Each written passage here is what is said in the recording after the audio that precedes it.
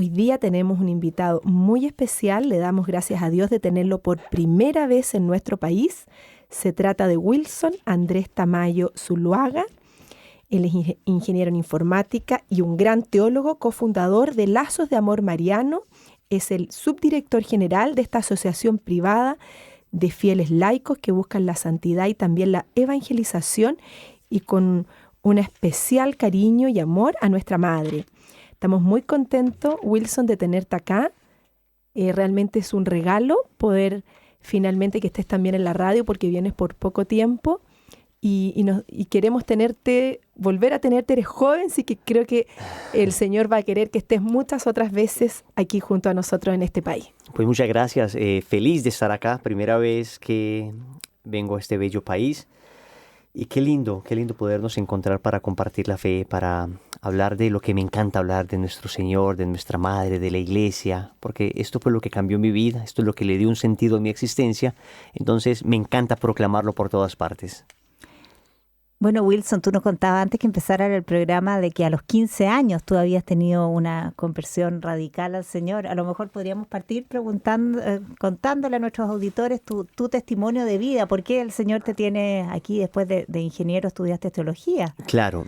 Bueno, a los 15 años, un joven común y corriente, mi familia católica más bien de tradición, pero yo ya había empezado a dudar de la existencia de Dios, ya había empezado a declararme un poco agnóstico, pues no podemos ni asegurar ni negar la existencia de Dios, entonces no sé qué tan cierto sea esto, lo de los ángeles y los demonios son cuentos de curas y de religiosas, entonces ya me había empezado a alejar progresivamente de la fe. Pero claro, evidentemente en medio del mundo, en medio de las fiestas, en medio ya del licor, empecé a meterme por malos caminos.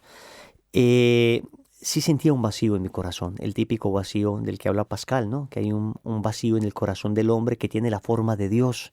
Y yo no lo llenaba con nada, las fiestas, los fines de semana, los amigos, las salidas, el campamento, pero nada lograba llenar mi corazón. Un primo, el día 29 de abril del año 2000, fue a mi casa. Nos quedamos hablando desde las 7 de la noche hasta las 6 de la mañana. Fue una larga conversación y ahí tuve un proceso de conversión. Primero encontré muy razonable la fe, cosa que pues yo nunca me había imaginado. Para mí fe iba por una parte, razón iba por otra, era irreconciliable. Me ha gustado leer mucho, toda mi familia es una familia lectora, mis tíos profesores, entonces desde siempre hemos tenido pues un buen hábito de lectura. Ya había empezado a leer muchas cosas, había empezado a leer cosas contra la fe. Entonces, claro, cuando encuentro que la fe es bastante razonable, fue una primera revelación que tuve, ¿no? Dije, bueno, pero finalmente el mismo Dios que creó la ciencia y que creó la naturaleza y que estableció unas leyes en la creación, pues finalmente es el mismo Dios que se nos revela en las Escrituras. No puede haber contradicción. Cualquier contradicción sería meramente aparente. Puede algún teólogo contradecirse con algún científico, pero la fe y la ciencia no. Digamos, ningún dogma de fe y ninguna verdad científica se pueden contraponer. Empecé a entender esto, pero luego lo que llegó de verdad a mi corazón fue un momento de gracia que tuve. Porque finalmente el encuentro con Dios no es producto de la inteligencia ni producto de la razón.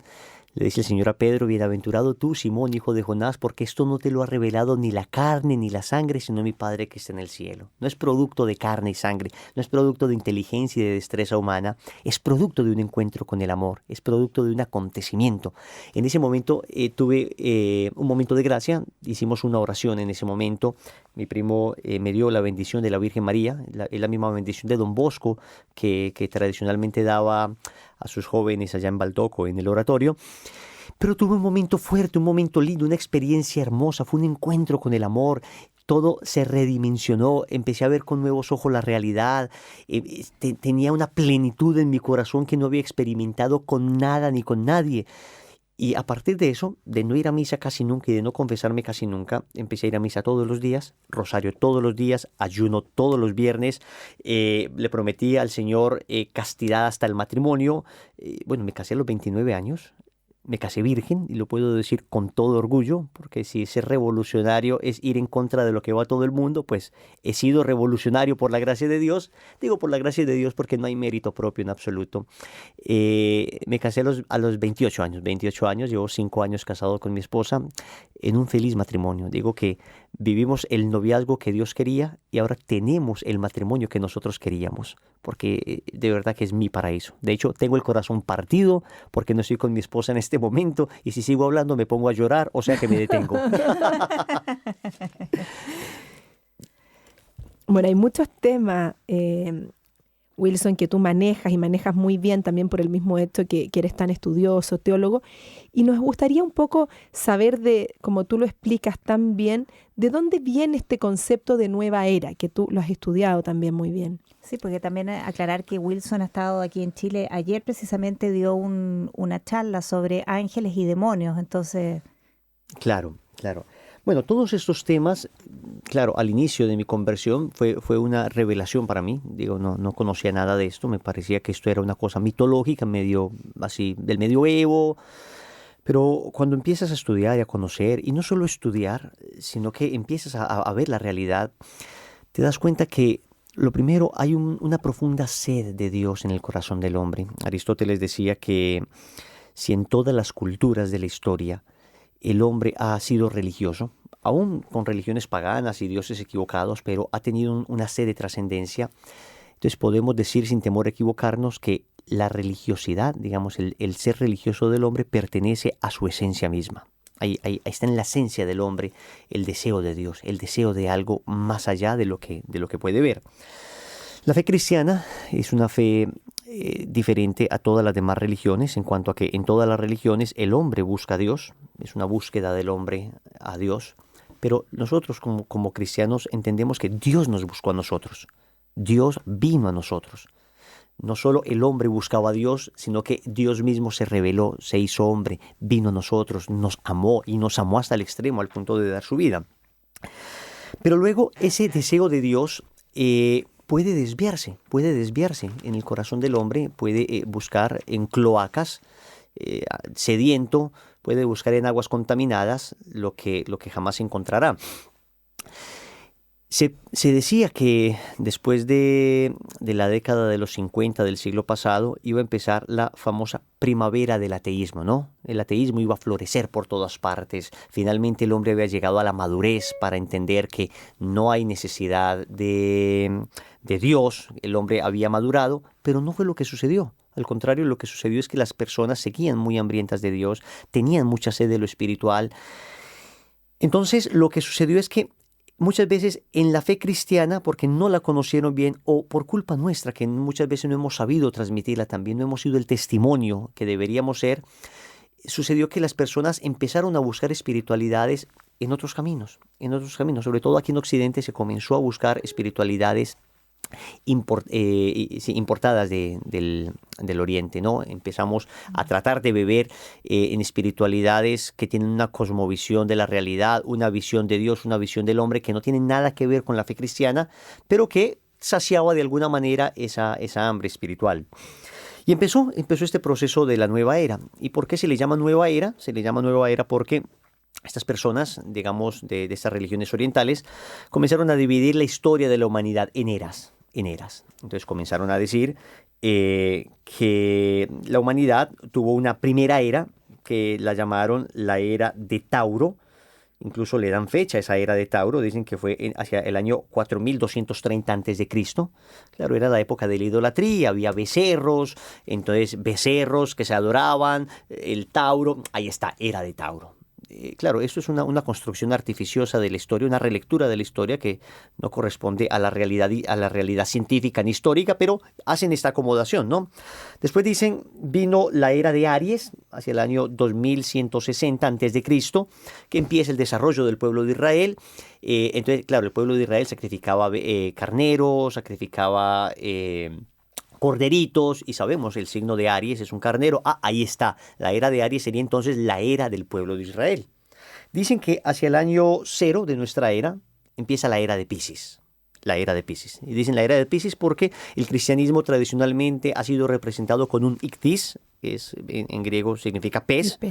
Entonces ese ictis, claro que lo vemos además. Esto es la primera comunidad cristiana que no podía cargar signos religiosos, se distinguía con un pez. Los cristianos sabían. Ictis es un acróstico, es una palabra cuyas letras significan una palabra cada una. Es Jesus Christus Theos Ios Soter, que significa Jesucristo, Dios y hombre salvador. Entonces los cristianos identificaban eso, ¿no? Los cristianos identificaban esto. Entonces la nueva era dijo, claro, ahí está la era de Piscis. La era de Piscis fue una era que ha durado 2000 años. Pero estamos entrando a una nueva era y yo creo que aquí está el veneno y esta creo la parte más delicada para nosotros los cristianos. Nosotros respetamos profundamente el que quiera creer en lo que quiera. Todo el mundo tiene libertad, el concepto de libertad deriva de la fe cristiana. San Pablo fue el primero que habló en la historia, en una historia esclavista, en una historia donde se subyugaba a las personas, donde había clases y dignidades, donde uno era más importante que el otro, donde la gente no valía como ser humano, sino por su posición. San Pablo fue el primero que dijo, ya no hay griego, ya no hay judío, ya no hay esclavo, ya no hay libre, ahora todos somos uno en Cristo. Entonces, la libertad se deriva del cristianismo.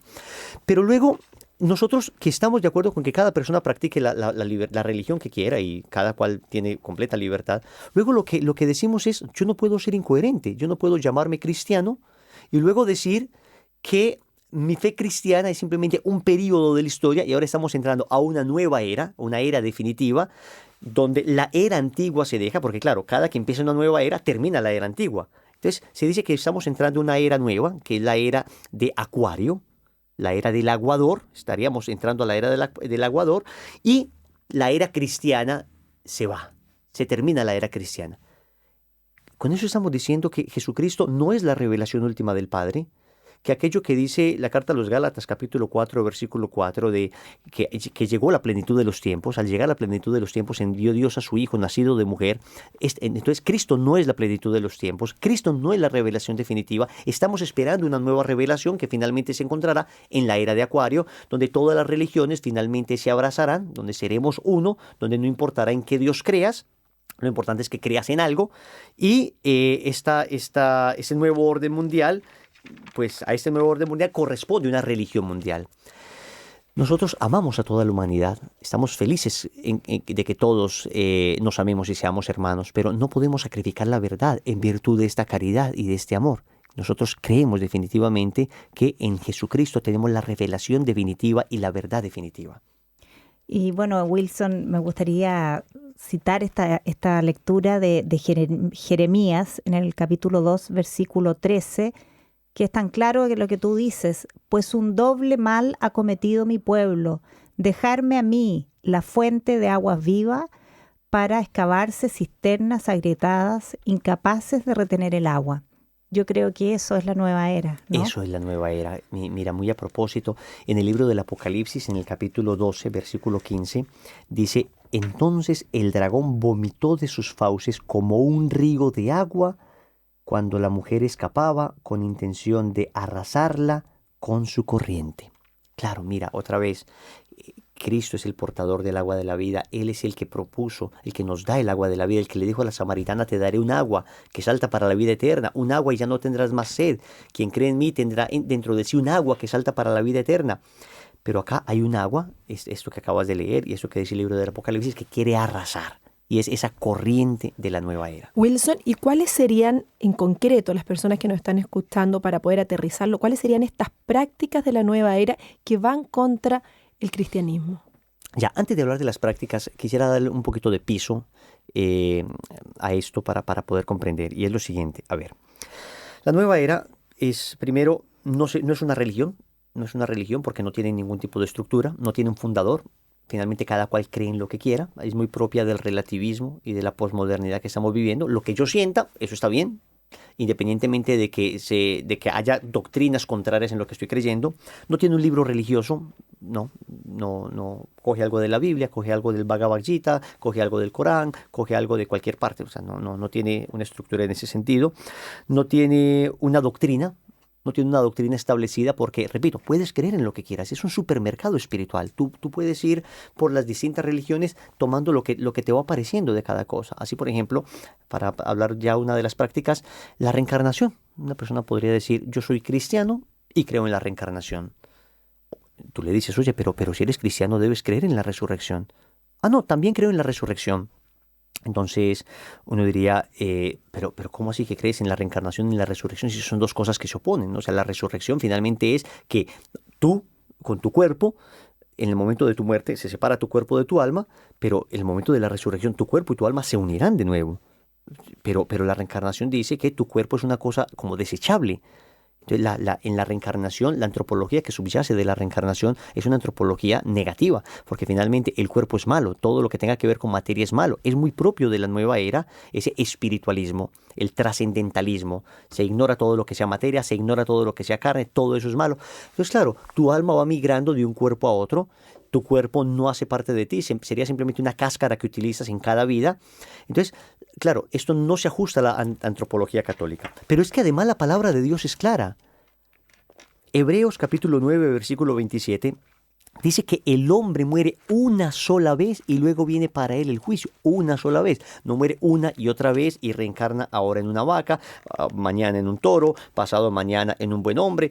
Bueno, no. El hombre muere una sola vez y luego viene para él el juicio. Pero también el tema de la reencarnación no se ajusta a la visión cristiana de la caridad, porque el reencarnacionista no ejerce caridad o no debería ejercer caridad. Esto pasa mucho en la India. Le pasó a Madre Teresa de Calcuta que la gente que se moría en la calle, pues no lo recogían porque era justo que padecieran eso, porque seguramente en vidas pasadas habrían hecho algo malo y tienen que pagar eso que hicieron. Por consiguiente, es la ley del karma. Madre Teresa, que era cristiana, decía, no hay ley del karma, existe la ley del amor, y se los montaba al hombro y se iba a curarlos. Entonces, esa visión atenta contra la caridad cristiana también. Y finalmente es una visión donde te salvas tú mismo. En la reencarnación tú mismo eres el que te salvas, porque finalmente la ley del karma es, soy yo el que soy bueno, soy yo el que me esfuerzo, cada reencarnación me va mejorando a mí, se prescinde de la acción de la gracia. Y para nosotros los cristianos la gracia es esencial. No soy yo el que me salvo, es Cristo el que me salva. Yo solamente me dispongo a la salvación. Entonces miren que ahí está la base. Siempre en la nueva era vas a encontrar eso, el concepto de el yo soy Dios, yo soy el que me supero, yo soy el que lo logro, los libros de autosuperación. Uno tiene que tener mucho cuidado con todo lo que tiene que ver. Eso, tiene que tener. Ahora la autosuperación, autosanación es muy común, habría que discernir cada cosa, pero digamos surge de esta corriente en principio que es yo, 100% yo. Una vez agarré un libro de una amiga. Claro, porque estos libros se te presentan al principio chéveres, algo de Dios, perdón, nunca se te van a presentar directamente malvados, ¿no? Gilbert Chesterton decía que nunca una mentira es tan peligrosa como cuando está tan cerca de la verdad. Si a ti te ofrecen la Biblia satánica, pues no la vas a leer. Pero si te ofrecen un libro que dice el perdón, el amor, Dios, pues está bonito. Y uno empieza a leer. Y ese libro de la amiga, yo estaba en la biblioteca de mi amiga, estaba leyendo, empezó a hablar de Dios, del perdón, pero iba hojeando el libro y cada vez aparecía menos la palabra Dios y aparecía cada vez más la palabra yo. Está en ti. Sí, yo. Y al final del libro había un título que decía 100% yo. ¡Wow! Más o menos a eso lleva, ¿no? Es la mentira que el demonio dijo a Adán y Eva. El demonio les prometió primero inmortalidad. No es cierto que morirán. Y la nueva era promete inmortalidad. Ahí está la reencarnación. Después les dijo, es que se les abrirán los ojos. Y la nueva era propone métodos, técnicas para que se te abra el tercer ojo, hablan algunos. Otros dicen que este es un conocimiento secreto que viene de no sé dónde y que nadie más lo conoce, que tú tienes que hacer esta terapia, esta práctica, este método. La fe cristiana no, la fe cristiana dice, la fe es para todos. No tienes que ser un genio, no tienes que ser una persona particularmente diestra. No, Dios se revela a todos, desde el más sencillo hasta el más inteligente. Después el demonio les dice, primero, seréis inmortales. Segundo, se os abrirán los ojos. El tercero les dice que seréis como dioses. Seréis como dioses, exactamente. Y el seréis como dioses está ahí la autodivinización del hombre. El hombre se realiza a sí mismo. Finalmente, el hombre es el Dios de sí mismo. Algo así como lo que decía Feuerbach, ¿no? Que no es Dios el que hizo al hombre, sino el hombre el que creó a Dios. El hombre simplemente tiene unas necesidades que proyecta en su Dios. Los budistas dicen que cada cual es su propio Dios. Siddhartha Gautama en el fondo decía que cada cual es un Dios, que finalmente tú tienes que llegar a tu nirvana, que es ese Dios. Y la cuarta mentira era, seréis conocedores del bien y del mal. Conocer en la Biblia no es simplemente distinguir, no es simplemente entender, sino determinar. ¿verdad? Determinarán el bien y el mal. Somos nosotros los que decimos que esto es bueno, somos nosotros los que decimos que esto es malo. Y pasa lo que dice Isaías, capítulo 5, versículo 20. Ay de los que llaman bien al mal y mal al bien, de los que llaman dulce a lo amargo y amargo a lo dulce, de los que llaman luz a la oscuridad y oscuridad a la luz. Eso es lo que nos está pasando hoy. Hoy nosotros estamos llamando bien al mal. El tema del aborto, por ejemplo, estamos llamando a esto interrupción voluntaria del embarazo, estamos llamando a esto derecho a asesinar a una persona, derecho. Y estamos llamando criminal al que defiende la vida. Es la subversión completa de valores, es el reino de la confusión, porque nosotros somos los que determinamos lo que está bien y lo que está mal.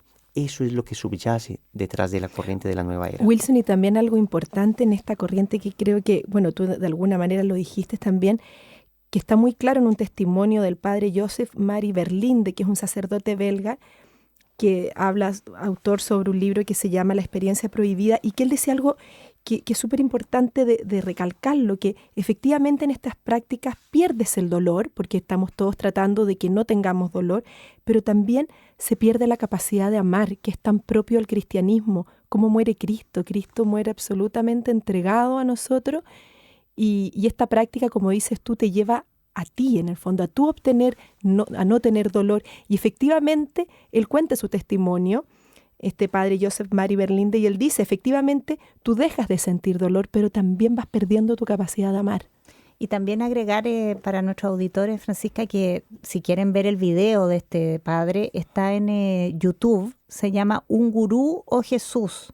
Un Gurú o Jesús, y ahí está todo el testimonio de él y habla de todas estas cosas. Y de las meditaciones trascendentales, de las curaciones, pero qué importante ese ejemplo que tú también siempre das de cómo muere cada uno de los profetas. Ahí está precisamente en el ejemplo de cómo muere Jesús y cómo muere Buda.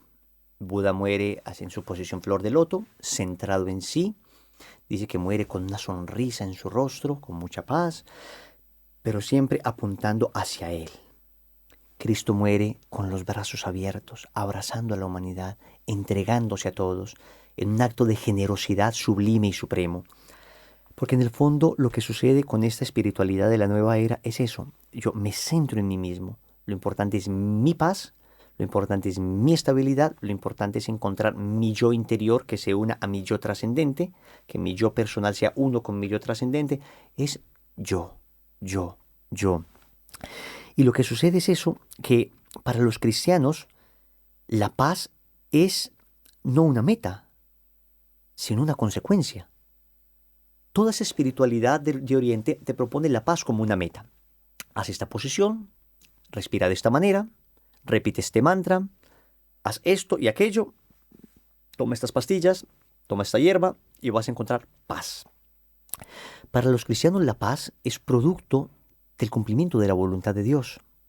Entonces no puede ser que yo me ponga hoy en posición flor de loto, que esté 20 minutos meditando, que salga con una paz tremenda y que después tenga otra mujer aparte de mi esposa y eso no me genere, no se me mueva un solo músculo de la cara, ni me sonroje el rostro de vergüenza, lo considero algo completamente normal. O que después sea un tirano con mis empleados, sea absolutamente injusto en el pago, o sea un déspota al referirme a las personas, o tenga descuidado a mis hijos, o sea una persona cruel, o no me duele el dolor ajeno, o veo a una persona muriéndose en la calle y ni me preocupa. No. La verdadera oración, la oración cristiana es la búsqueda de la voluntad de Dios que te debe dejar cuestionado y en ocasiones la auténtica oración implica un verdadero combate en el interior. No es esa búsqueda de la paz y la idolatría de la paz, sino la búsqueda de la voluntad de Dios. Una vez encuentro la voluntad de Dios, puede que esa voluntad de Dios me confronte. Hay un momento donde la voluntad de Dios me implique un combate, me exija un esfuerzo. Pero luego cuando me adhiero a esa voluntad amorosamente, ahí es que encuentro la paz. Cuando doy el paso de la conversión, ese es el mayor problema. Las espiritualidades orientales no te piden una conversión, no te piden un cambio de vida. A lo mucho te pide cambiar cosas exteriores, tu hábito alimenticio, la manera en que duermes, tienes que hacer estas prácticas de deporte, tienes que evitar estos lugares, pero no hay una conversión moral, no hay una conversión de corazón, no hay una conversión de ser más bueno, de enfrentarse a la realidad con autenticidad y darme cuenta que he pecado, reconocer mis errores el concepto de la contrición no existe. Yo me arrepiento, lloro ante la cruz de Cristo. Eso no. Eso es propio de la fe cristiana y por eso es que los cristianos oramos de una manera diferente.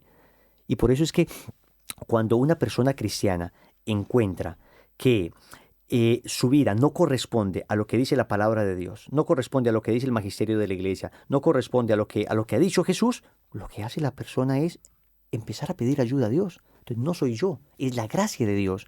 Entonces, en estas espiritualidades de la nueva era se prescinde de la gracia. No hay gracia, es mi poder, lo puedo yo. Y me pasó algo en el condominio donde yo vivía antes de casarme. Teníamos un famoso escritor de libros de superación. Tenía muchos libros y era una persona conocida. Empezaba a ser conocida esta persona.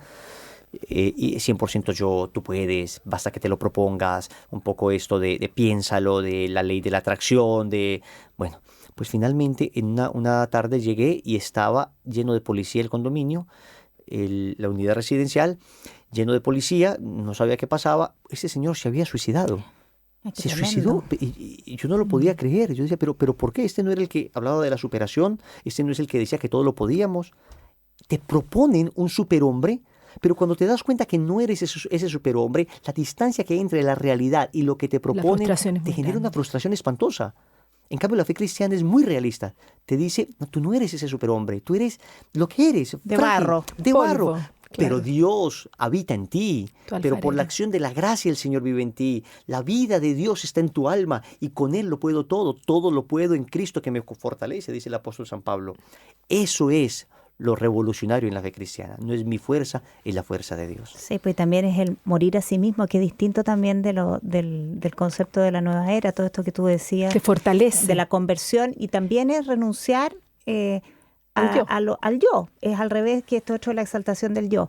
Bueno, ahora vamos a ir a una pequeña pausa musical. Y ahí entonces, a la vuelta, te queríamos pedir, Wilson, un poco que nos hablaras de cómo podemos en la práctica ver esta nueva era, digamos. Perfecto. Yo la...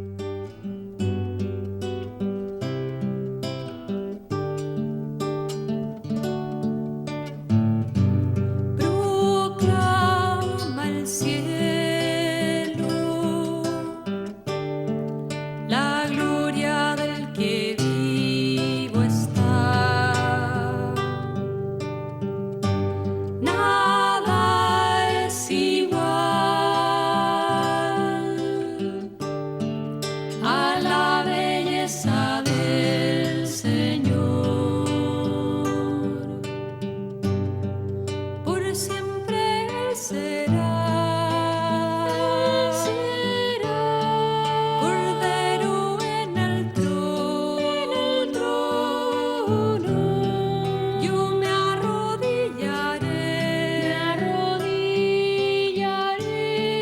para adorarlo a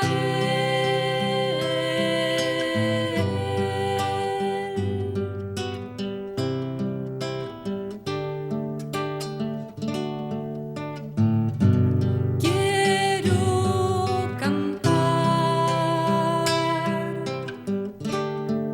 la gloria del que vivo está. Él me salvó, dio su vida por amor. Por siempre tú serás Cordero en el trono. Yo me arrodillaré y a ti te adoraré.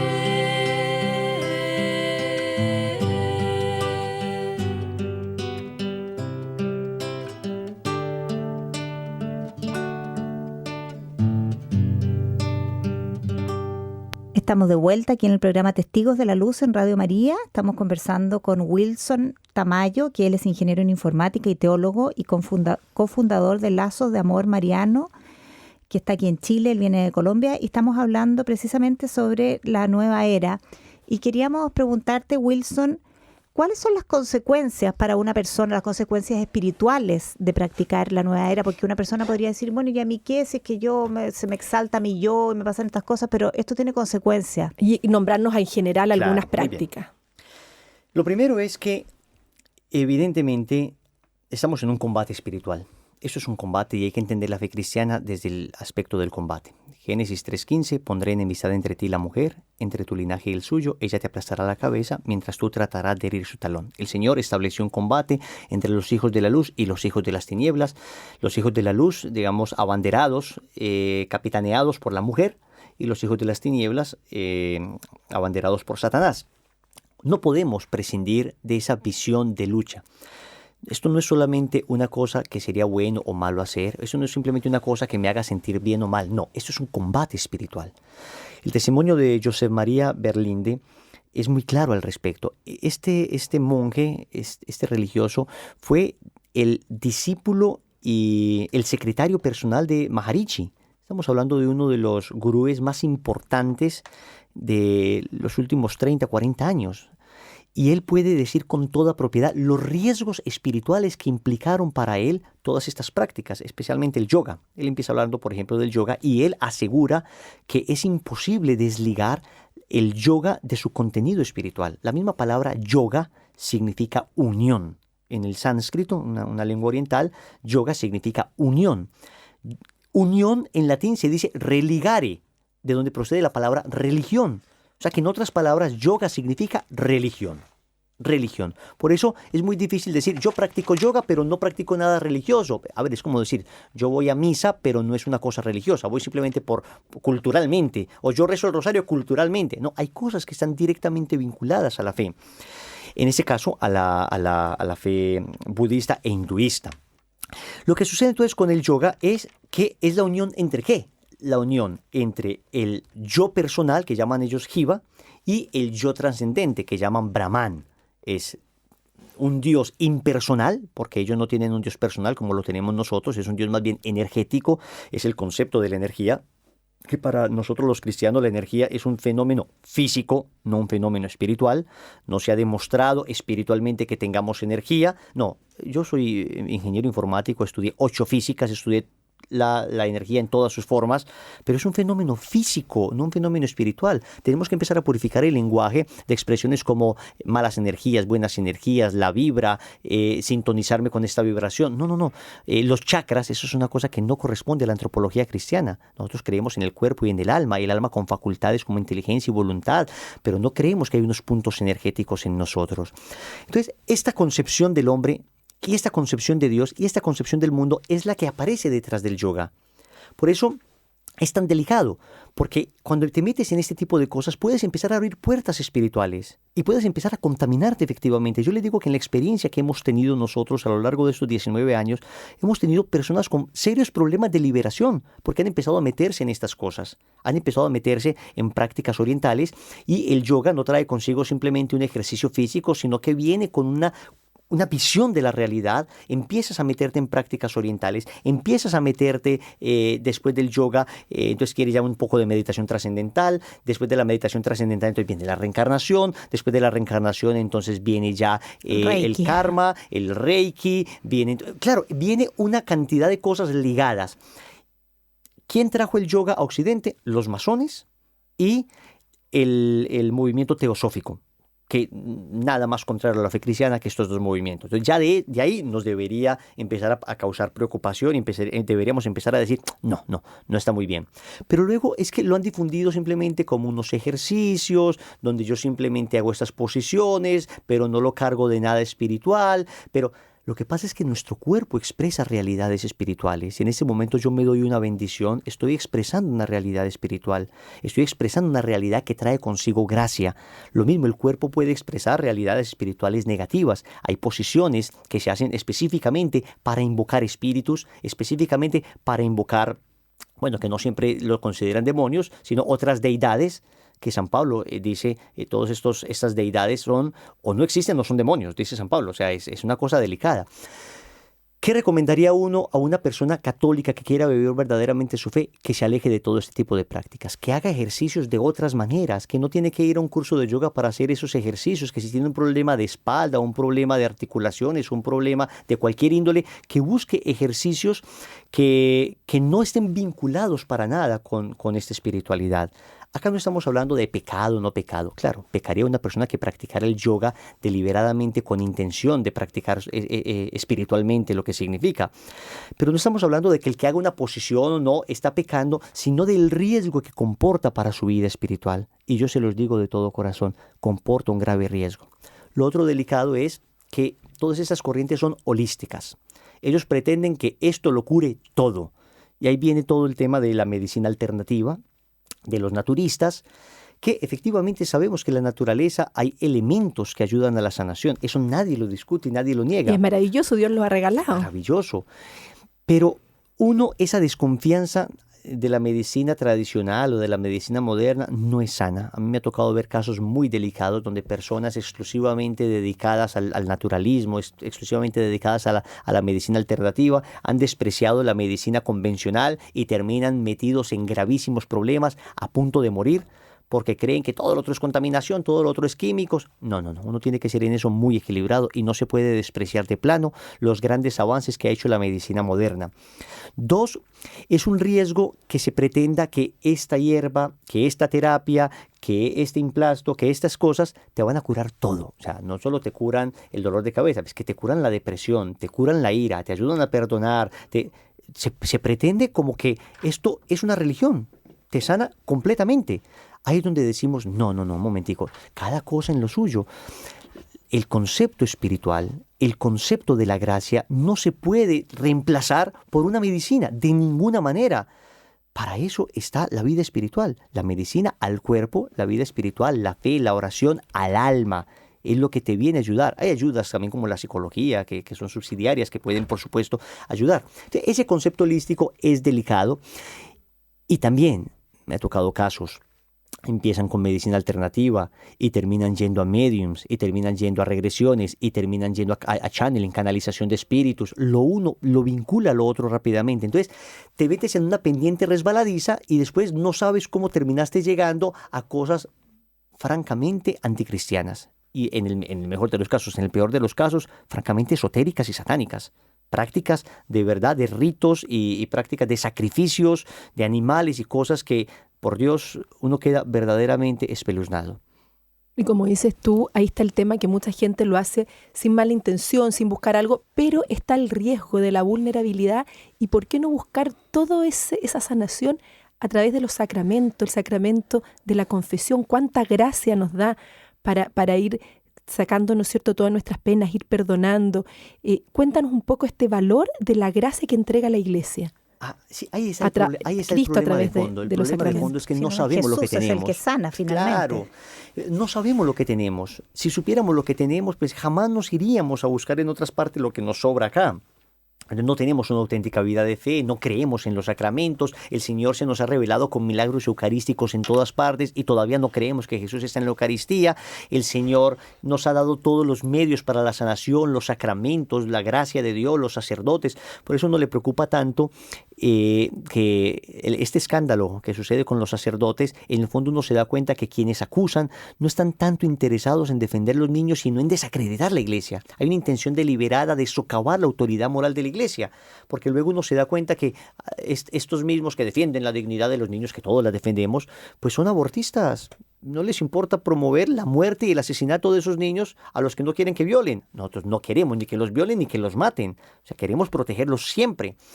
Pero uno siempre encuentra un deseo de socavar la autoridad de la Iglesia. ¿Por qué? Porque si tú desconfías de un sacerdote, entonces ya nunca te vas a acercar a los sacramentos. Te va a alejar de la Eucaristía, te va a alejar del sacramento de la reconciliación, te va a alejar del matrimonio, te va a alejar de los medios que tenemos para la salvación. Ahí está el peligro de fondo, ahí está la trampa más peligrosa.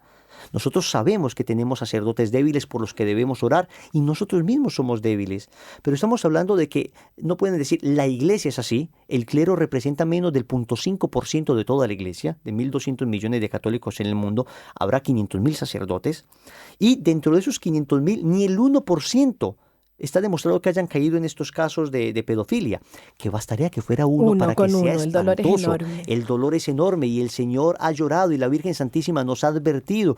Estaba leyendo, esta semana estuve donde San Alberto Hurtado, por primera vez conocí a San Alberto Hurtado, la tumba de San Alberto Hurtado, y desde 1936 estaba advirtiendo San Alberto Hurtado la crisis en el clero. Hay un libro suyo. O sea, sí que es cierto que tenemos crisis y que tenemos que orar, pero eso no puede ser la excusa para que nos alejemos. Eso no puede ser la excusa para que empecemos a buscar en otras espiritualidades, que luego te vas a dar cuenta que en ellas también hay cosas espantosas y también hay debilidades humanas tremendas y también hay casos espantosos de violación y casos de canibalismo, o sea, cosas tremendas. Acá estamos es por Dios.